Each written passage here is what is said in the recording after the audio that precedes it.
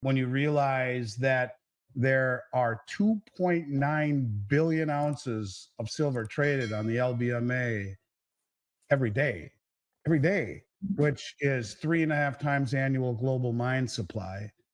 When you realize that these bullion banks that are as stupid as a mud wall are short to the tune of 4 to 6 billion ounces that supposedly are available for delivery, those contracts that they sell on the LBMA over the counter market, which isn't an exchange where there's some entity that can come in and save the day. This is a one-to-one deal.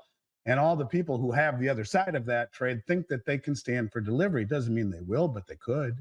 And if they do, that means there's 4 to 6 billion ounces of silver that could actually stand. And the reason that it's not for sure how many there is that it's a much more opaque market. It's a one-to-one market instead of an exchange like the COMEX. And so it's a lot more less transparent, if you will, than the COMEX is. But all of these people could stand for delivery, and yet there's only 300 million ounces available that is not already accounted for at the LBMA. We don't even know how much of that is really for sale.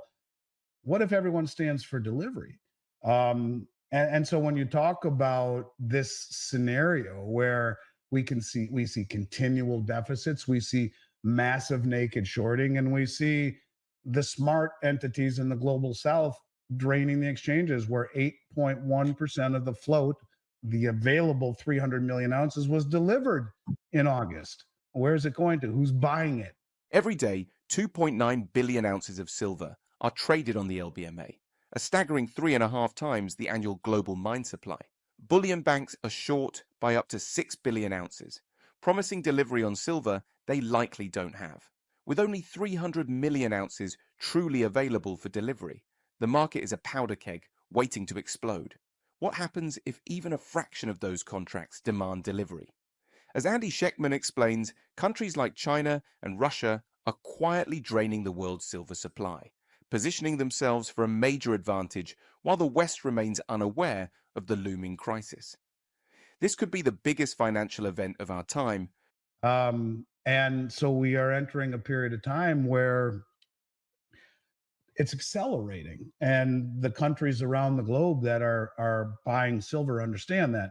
This is why I made such a big deal about China flying around Latin America buying unrefined silver in the form of bars and and concentrate, which is the byproduct sludge, and the unrefined silver bars, the doré bars that are crudely refined by the miners who then send it to the refiners. Well, China says, I'll just pay you double and take it right off your hand, and I'll ship it to China and refine it myself.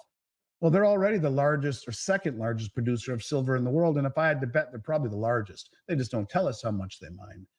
And so we are entering a period of time where I think price discovery will ultimately be forced upon the world through some form of a issue where a failed delivery on the LBMA, which could, catalyze a massive spike in the price of silver, or something like COMEX, which is a rules-based exchange, where it's written into the rules that if in the interest of the exchange, we can basically say you can't get delivery. We're just going to cash settle you. Well, that's a default.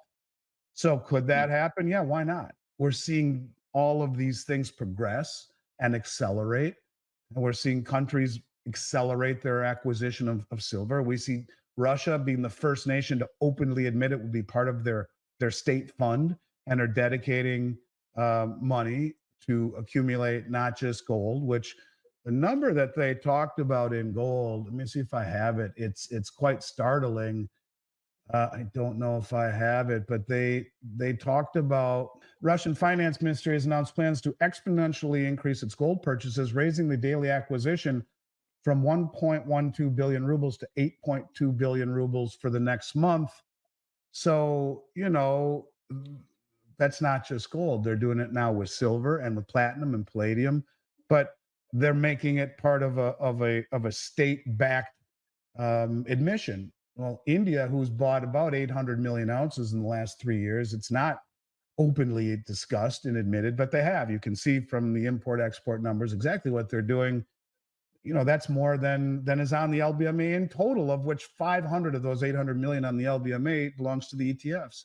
In terms of COMEX, I mean, that's way more So these countries are buying silver, they're accumulating it. We see a structural deficit year over year over year, 1.2 billion ounce shortfall over 6 years, omitting the military side of the equation, naked shorting to the point of 3.5 times global annual mine supply every single day.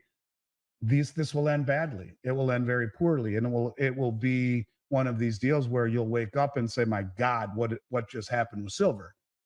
So yeah, I don't know when that happens, but I think you have to, have strong fingertips, and you have to trust your intuition and your gut, and the mathematics of it, that ultimately this is a game that cannot continue to go on. And I think the commercial banks are trapped and scared, and they understand this. They understand that, like, if they try to cover on Comex, it just pushes up the price on the LBMA. Every dollar increase in the price of silver is a $4 to $6 billion loss on those banks' balance sheets.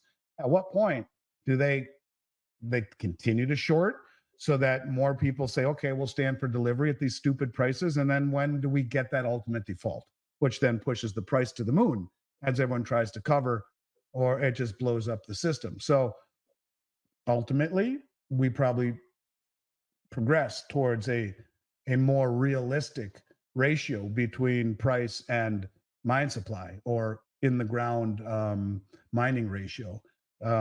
At this point, I look at it as probably the greatest value I've ever seen ever in my career, from a standpoint of what's called asymmetrical risk reward. What has the greatest upside and the lowest downside? It's silver.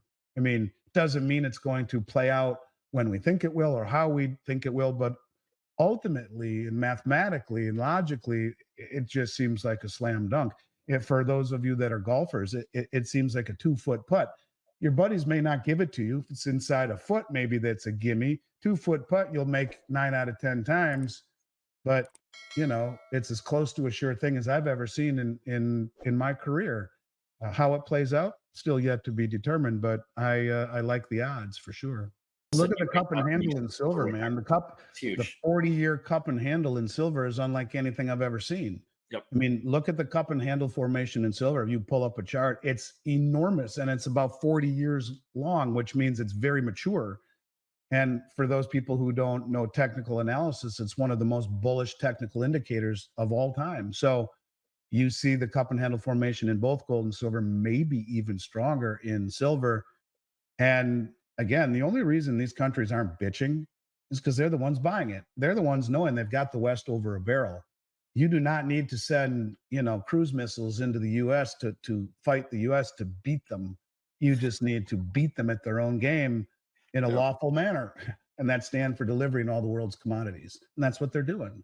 And they're beating us because of our own stupidity, which is suppressing a market that no one ever stood for delivery. They are now, and that's how you win a game that is transitioning from opaque debt promises to commodity backed ecosystem, which we certainly are, it seems like. So that'll all change when there is a non-delivery event, or there is a cash settlement event, or something that triggers the rest of the world to understand that price discovery on the West is a joke.